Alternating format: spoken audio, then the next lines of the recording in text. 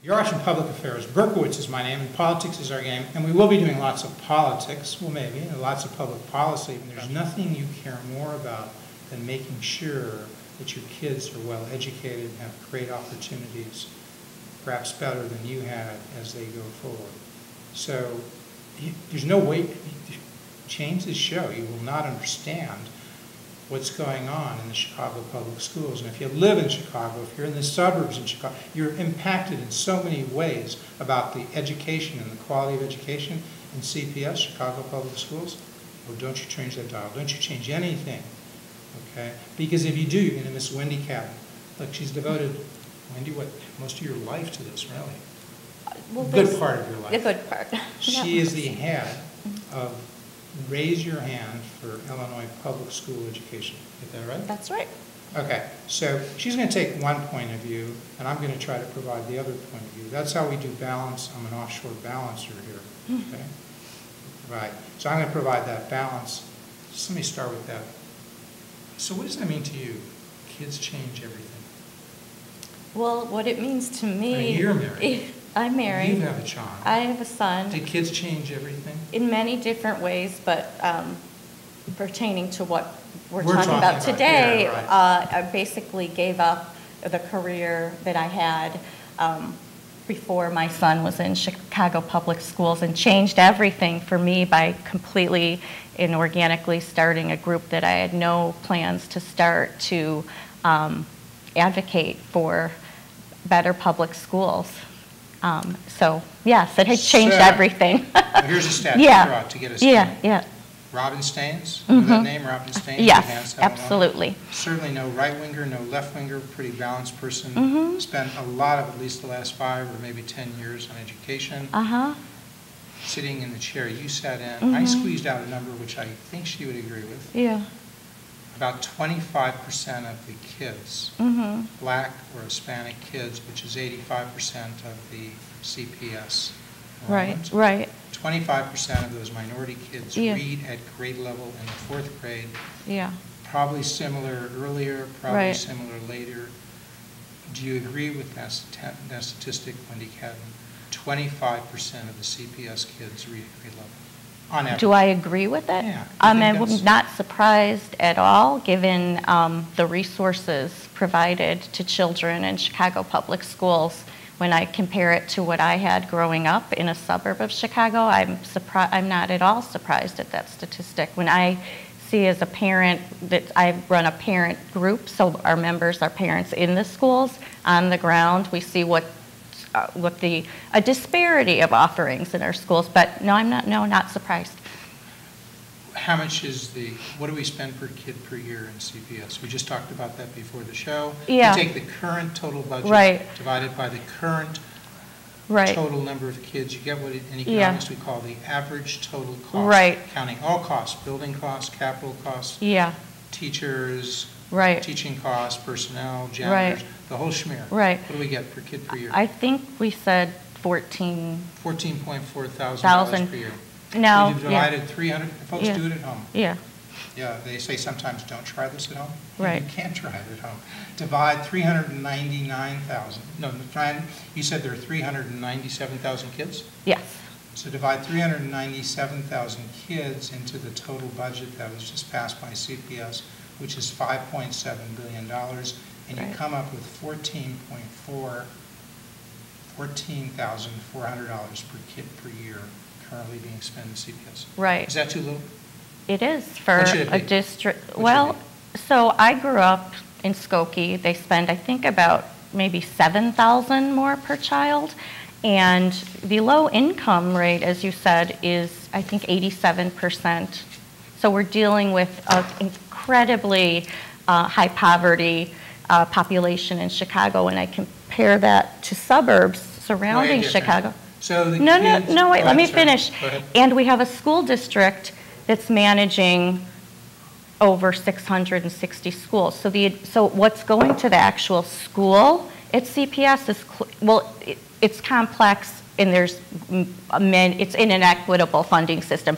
But roughly, when I look at the budget, maybe 8 to 9, it varies greatly, but that's the rough number, 8 to 9 what? 1,000 per kid at the school level. So when you Wait a look, second, how did you go from 14,400 per kid per year to 8 to 9,000? because when the actual spending at the school level versus the administrative costs that aren't at the school level, like the like there's central office costs and network. When you can't do this game of, oh, it's 14,400 for everything, but then don't count the other stuff and it's only 8 or 9. Well, it's not a game, it's the reality of what's being spent on the kids in the schools. The stuff in the central school is a part of the spending for kids.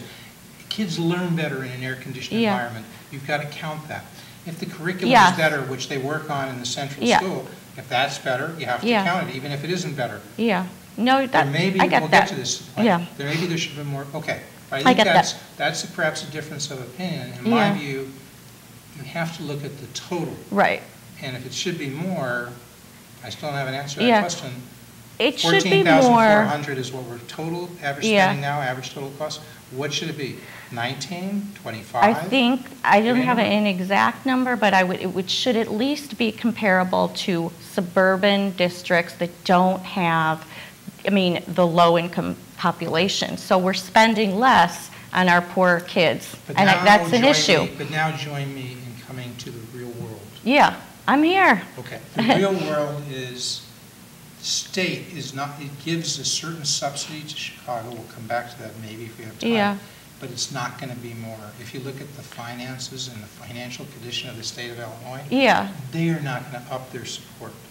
Right. In the real world, the taxpayers of Chicago do not want to pay more in taxes. Well, so they're about to. Here's the challenge to you.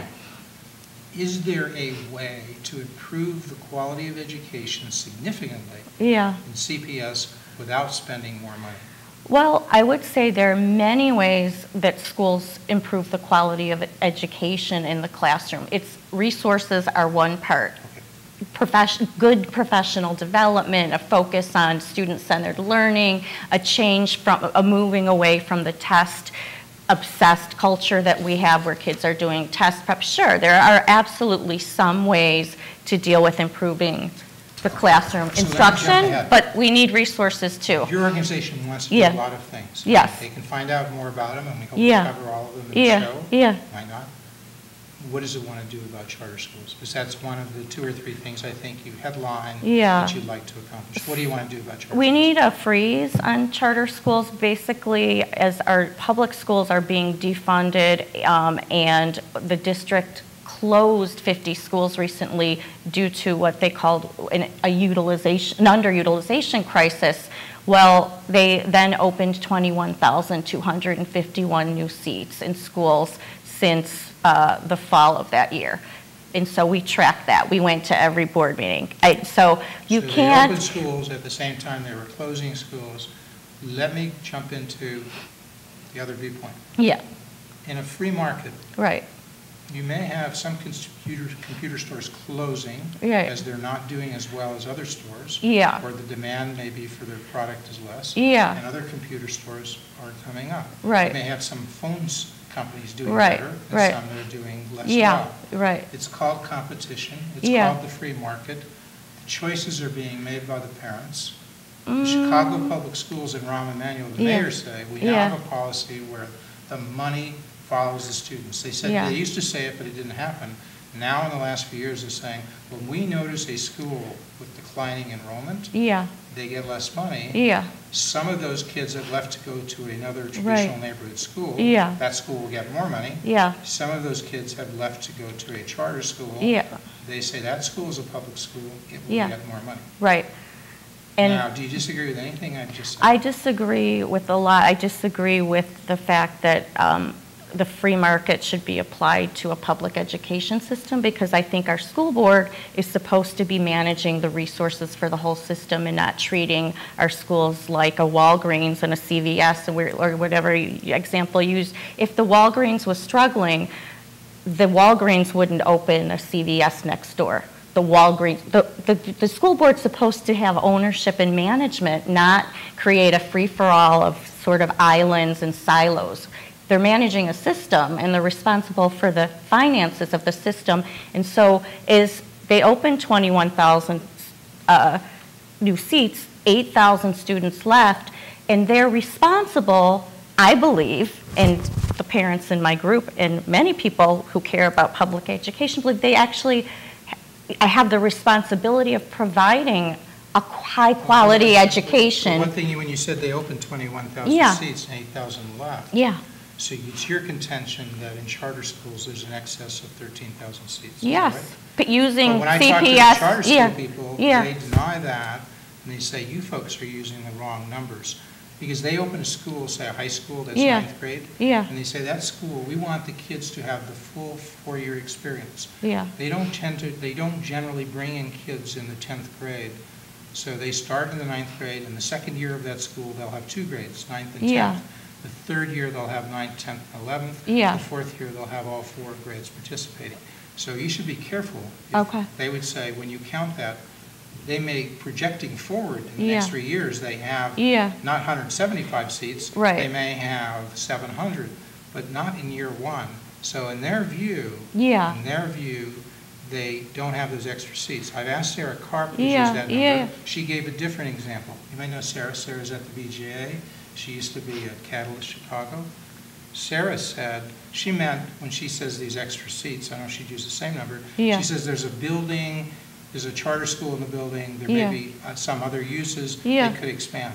Right. The charter school is not authorized, Sarah, to have those seats. They would have to go to CPS and get authorization. Yeah. They would have to do the planning. All I'm saying, we're not I going to resolve this. understand that. We'll have somebody Yeah. come from a charter school. Yeah. But like the Illinois Network of Charter Schools, Yeah. which folks can find more about, I think that's incschools.org, I Inc. don't School, know. something like Yeah. that. Yeah. They would say there's not these extra seats. Well- Because they would say, when they're at capacity, Yeah. you know, they're an open enrollment school. They can't cream skim, as people say. They have to hold a lottery, which they often have to do, Yeah. they say, because more people want to get in Yeah. than they have seats. So they hold a lottery. Yeah. The winners get to exit what they view as a failing traditional neighborhood school. Yeah. The losers have to stay there. Yeah. But don't blame the charter schools. Blame the people who say there's a limit to how much they can do. Yeah. Here's something That is about wait lists. Go ahead, sorry. That doesn't get reported. Every type of school in Chicago has wait lists. Magnet schools had 99,000 kids on wait lists, according to WBEZ data 2 years ago. Have you ever heard of our district saying, well, parents want magnet schools, let's open more magnet schools? Never. So this myth. No, but people actually, maybe not for that reason, but there are people who say you should open more magnet schools. But not our district. The number one type of school with the highest number of kids waiting are magnet schools. No, I'm saying if that's true. Yeah, but it is true. there are also people who are saying they should open more magnet schools, because there are people who say there should be you know more what? magnet schools on the south side. If that could be an open discussion, and we had a board that actually debated with the public about what was best for students instead of perpetuating a myth of choice that's Stick to not, that it doesn't. point. Elaborate on that point, because Yeah. I think there's some agreement Yeah, between. yeah. Talk about what happens at a school board meeting. If people haven't, number one, if you haven't gone, I think you should go. Yeah. We're taping this on September 3rd. It's going to air the week of September 21st. The next school board meeting is on Tuesday, September 29th. It's usually the fourth Wednesday of every month, a little different this month. It's on Tuesday, September 9th, 10:30 a.m., and that's at Madison. I think it's 42 West Madison. Yes. Right, so it starts at 10:30 a.m., and a week before, you can go to cps.boe for Board of Education, .edu. No, cpsboe.edu. Okay. No, I don't know. cpsboe.org, I think. I'll Anyway, find it. if you Google Yeah. Chicago Public School Board meetings, you'll find it, and you can sign up online to be one of 60 speakers who has 2 minutes to speak at the school board meeting. So in your school board meeting, if everybody shows up who signed up to speak, Yeah. they have a maximum of 120 minutes. 2 hours is consumed by 60 people coming in and giving their viewpoint. What else happens at the school board meeting other than the so-called public participation of 60 people? Right. What Nothing happens? happens. You Do the have board 2 members minutes. speak? Do the board The members board ever members do stare at you. They don't respond. They don't answer any questions. You get 2 minutes, you get the mic turned off at the 2-minute mark, and then that's it. You never hear from anybody. Because you have 7 board members. The president is currently newly appointed, Frank Clark, formerly head of ComEd, distinguished person. And Jesse Reese is currently a partner, stepped in as interim CEO. He's the vice president. Correct. And I think so Frank is new, Frank Clark. Jesse's been there before. Frank just had a 4-year appointment. And there are, I think, of the remaining 5, I think 4 of those are new. And then there's 1 holdover.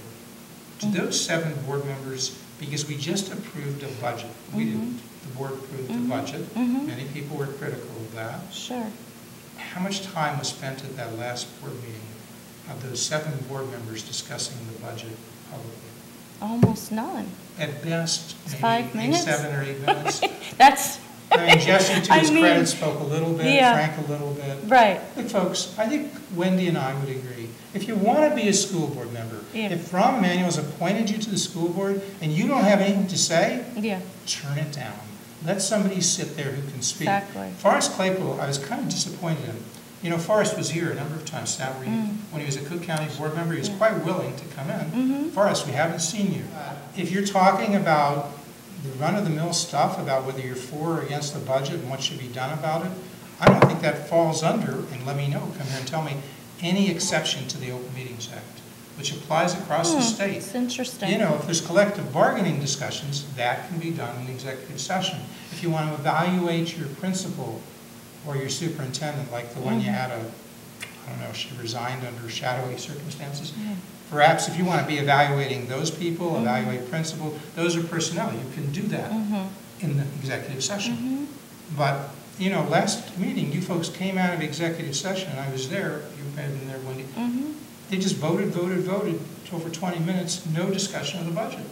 So I'm just saying, assuming you discussed it, but if you did it in the executive session and it didn't relate to collective bargaining, didn't relate to CTU, I mean, there's lots of stuff. Was it the right amount? Could you have had a larger budget? Should you have had a $500 million hole that you expect the state to fill? I don't think that's executive session stuff, right? Well, I didn't know if that's true. We need to look into go. that. Forrest, come on here and tell me, Berkowitz, you're wrong. The Open Meetings Act has a gap. Chicago, it's called the Chicago Way. Okay. Rahm was on the show twice before when he was running for Congress, but not as a mayor. So we'd like to have him on. Look, we want to be fair to everybody, but getting back to charter schools, and I can get to the financial issues. There's 63,000 students in charter schools, okay? I went to Michael Milby. He's the CEO. I'd like to have Michael on, but he gave me an hour to interview with him, or I'm writing about it on my blog. And I said to him, you know, how is it you guys outperform? Because he said we do something like, I think 45 to 50%, I believe he said this, to check, 45 to 50% of their graduates from their charter schools, which has an enrollment of about 13,000, 45 to 50% go on to complete their college education in 6 years. Do you know the average? Do you know the percentage in CPS? I forgot the number. 12%. And they were low. They said it's way up. It's up from 8%. So they do 12%. Noble does 48%. University of Chicago Charter Schools, next week, don't miss that show, we'll have the director of NKO, the Kenwood Oakland, what's the N for blanking? Okay, something Kenwood Oakland Charter School on the south side of Chicago. Sorry, you'll find out next week, but maybe it's North Kenwood Oakland, okay? I think there, the University of Chicago schools, there they have 5 schools, 5 campuses, 1 school. I think it's a similar number, about 50%. So they're outperforming like by 4 times better. What do you say to that, Wendy? What I would say is, if those numbers are right, are they doing something way better than the traditional neighborhood schools? Here's what I would say. The most important thing to read about what's happened to Chicago Public Schools in the most important thing written is an article called The Big Sort by WBEZ. I don't know if you've seen it, but I would look it up. And it proves, it's data that shows that students are self-selecting into selective enrollment schools charter schools and neighborhood schools. No, you read the article. Well, I'll read it, but I've been on BEZ, I've been a panelist on there, Yeah. there's a bunch of fine folks, but they ain't no experts when it comes to CPS. No, they sorted data at every they're not. single school. You have to know statistics, you have to know econometrics. Yeah, I'm telling you to read the article. Okay, And I'll read it, but what I'm they suspicious showed of it is because that they looked we at, know the theory, the theory's wrong. so is it wrong for selective enrollment They can't schools? select it, no, charter schools are open Right. enrollment. Right. If you told me they said that charter schools are select enrollment schools, Mm-hmm. that would be on its face wrong. If you told me as an open enrollment school, they were able to, cream skim, that would be on its face wrong. And I'll invite the authors Here's the to school. come Here's from the- BEZ and explain that. You should, there are actually barriers to access at many charter schools, even though you can put your lottery in. What are the There barriers are to access? Fees that neighborhood schools don't have. I know that almost no students are turned away based on financial. I'm not sure about that. Oh. There are. Fees, number one, they're relatively nominal. Number two, I don't think they're turned away for that reason. I don't- But we will have the people from BEZ come. Yeah. I'll take all 10 Let of them, her and explain the data who's to her? you. Linda Lutton. I'd love to, Linda, you've Let- got get an open Linda invitation, Lutton get in in. touch, come right on, and we'll give you your fair day See, report. yeah, there's majors. And, fair day on public affairs. There's other barriers to access through application processes, essays, different things that, No. Yeah. Again, Michael Milkey told me this. I don't think, he was a former teacher for a long time at Yeah. CPS. His wife was a teacher at CPS. Yeah. These are not like ideologues. Yeah. They started that school, that system in 1999. Right. I said, what was your strategic plan? Yeah. They just thought they could improve what Yeah. was going on. 15 years later, 13,000 students, 15 Yeah. high schools.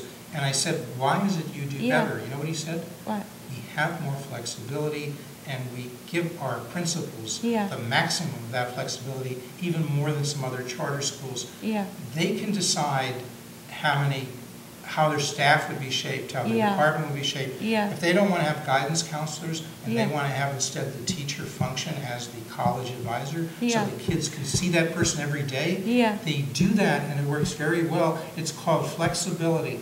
It's called imitating the free market. I saw that interview you did about that, Wasn't and it I actually fantastic? called my neighborhood high Yeah. school, and they Yeah. told me they had the same exact class. They have college seminar, and so Yeah. My I, research some is- of these Yeah. well, Come I here would. and tell me that. Forrest, you're now the I CEO think of some CBS. of these, Come over here and yeah, tell me Berkowitz is wrong innovations and Banger's right. some of these innovations are a bit exaggerated. The innovations are that they don't have to have certified teachers. If you can consider that an innovation. Well, it is, because they're outperforming the traditional neighborhood Well- schools. If you can teach these people how to read Yeah. better at grade level. Look at where the kids come into Noble. Look at Linda Lutton's Well, research. They come in less. Look at the University of Chicago charter schools. No. Tune in next week, you'll find out. Okay. They come in because they come from similar Right. neighborhoods, similar low-income parents, similar motivation. Yeah. And they have what's called gain. No. You know what gain is? So Even even the even traditional to neighborhood have schools a use that. parent in your house who can maneuver the complicated, and I know this, there are consultants who charge families in CPS just to figure out how to apply to high school. There are companies making money off. So I In know. CPS, in CPS? you mean Not at traditional neighborhood schools? CPS, I mean companies in Chicago that called Chicago, well, I don't know if I need to give them a plug. There are companies that are making lots of money just to explain It's how called to a free apply. market. It's called a free market. Well, but when you're saying every child's the same, I'm saying you're wrong. Oh, no, And you I'm think- you saying think- not every child excuse me. has a parent that knows how to You're saying- navigate a complicated So you're- application wait a system. second, but you're saying Noble Academy, University of Chicago Charter School are outperforming Noble Network of Charter Schools, University of Chicago Charter School. They're outperforming because there they have resources that pay people privately to counsel, and traditional neighborhood schools don't have. Is that your No, contention? not that. I'm saying there So are what's your contention? barriers to access and numerous No, barriers. but the people you're The just talking people, about. the companies the are current- not hired by Noble. I'm saying our Who's hiring them to make it different? I'm saying there are companies that exist because our application process is so complicated. I You're- asked you to explain yeah. why is it that traditional neighborhood schools Yeah. are being outperformed? Right, The data I'm- that I gave you, Yeah. which I think is correct and Yeah, verified. yeah. why is it those traditional neighborhood schools are outperformed by the charter schools? Yeah. And your answer was there are private companies that pay, that get, yeah. charged and get paid No, money I to was help giving students. you. And I'm wondering, well, how does that No, explain I'm the giving difference? you one example No, that give me I'm the telling answer to that you question. there are multiple factors. There is the fines for one. There are fines at charter schools to get in. There's a So the fines are how they are able to outperform because they charge, because when they levy you fines? are very poor and you can't afford, How's that levy? So you're saying I'm saying certain people never apply because one, they can't afford we don't provide. 85% of their parents, there's like CPS, are getting free lunches. They are the same income level on average as the CPS kids. No, actually, it varies. They've lied to me? No, I'm saying the free and reduced numbers vary greatly from a person who can't afford public transportation to get across town. The fact that you get I'm free saying lunch a lot at the airport? It doesn't mean there's a range. What's there's the range? quite a range. Well, there's 20 to 60,000? maybe. I think it's 20 to 30,000. No, I don't. No. It was 45 years ago. No, there's a range, and I'm telling you that there are many parents who don't have the means to go through some of these hoops. Schools, I would say everybody should be allowed to leave if they want to. Yeah. People now who are not allowing kids to leave those traditional neighborhood schools, they are homophobous in reverse. They're standing in the school door, and they're saying they can't leave. They can't leave, and they are black kids, and they are Hispanic kids, and they are low-income white kids. And I say, let those people go. Barack Obama and Michelle Obama, Sasha and Malia, their two kids, never spent a day in a public school. When they were in Hyde Park, they went to University of Chicago Lab School. Right? Yeah. In Washington, D.C., they went to Sidwell Friends School, costing about $30,000 per kid. Rahm Emanuel, at least as mayor, his kids do not go to traditional neighborhood schools. They go to crosstown to the University of Chicago Lab School. Look, I don't criticize, well, I could go on. Reverend Jackson, who's vehemently opposed to vouchers, and as far as I know, charter schools. He sent his kid, Jesse Jr., to St. Albans in D.C., a very expensive private school. Lisa Madigan, the Attorney General of the state, was sent by her dad, Speaker Mike Madigan, to the Latin school, not to the traditional neighborhood school in her school. When you find a Democrat who says we should have kids going to traditional neighborhood schools, and you find that they're actually sending their kid to a traditional neighborhood school, you let me know, because I only know of a few. It'll be, now, I know of a few. You do it, Wendy. I do. You are not being hypocritical. I am not. No, and I would love every school to be resourced like Lab. And I ask too, if what you say stands, do you want 50 new magnet schools open? Because I've told you that those schools have the highest number of applications, and if so, where's the money coming from? I would take the $14,400. I would give them a backpack. I would put $14,400 in the backpack, and the parents would speak to their kids. And if the parents and the kid wanted to send their kid outside of the traditional neighborhood school that they're at, they could send their kid to a traditional neighborhood school somewhere else, number one. They could send their kid to a select enrollment school if they qualified to get in, or they could go to a charter school where if there were more than wanted, I contend, they would go to a lottery. When you have that kind of purchasing power, there would be more select enrollment schools, there would be more charter schools, there would be more traditional neighborhood schools. Everybody would have to do what happens in the free market. When you lose customers, you adjust.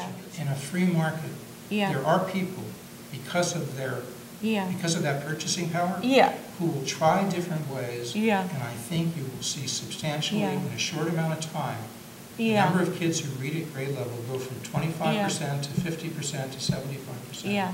I just want to thank our guest, Wendy Katten, who's been a great sport. Thank you so much for coming here. It was fun. Thank you. And we hope you'll come back. I will.